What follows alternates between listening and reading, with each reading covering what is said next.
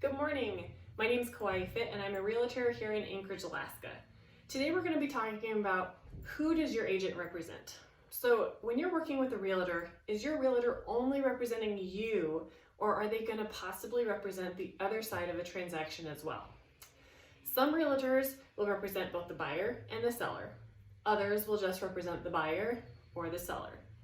For example, if I have a seller and I have the listing, my signs up in their yard, I have posts about this beautiful house on Facebook and it's listed on Craigslist, and this is my listing. So I've been working with the seller for quite a bit and I know a lot about their financial situation. I know they need to leave within the next month or two. I know that maybe they are making 2 mortgage payments right now because they just bought another house in the valley and they're moving out there, but they need to get this house sold right away. I know all this information. So if somebody drives by my sign and gives me a call and says, "Hey, Kauai, I just drove by this house, what can you tell me about it?" I can only tell them a very small amount, due to, the square footage and it has a beautiful patio in the back, that kind of thing.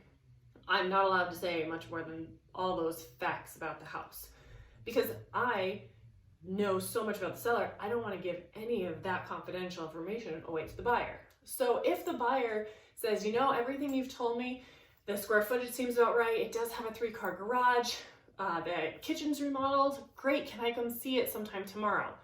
Then how my practice is that I'll say, I would love to show it to you, but because I'm working with the sellers, I won't be showing you the house. I had the sellers sign the agreement saying that I will only represent them. And so I'll actually give the buyers a different realtor's number and say, call this realtor. I'm sure she'd be happy, or he would be happy to work with you. And then we can set up a time for tomorrow for you to come and take a look at the house with this other realtor.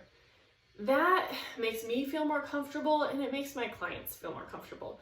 My clients want to make sure that there's no possibility of me sharing too much information to either one of the parties. Some realtors are completely okay with either representing buyer or seller or representing both. It just depends on what you choose as the client of the realtor. So make sure to have this discussion ahead of time. Who is your agent going to represent? Are they going to represent you as the buyer or you as the seller?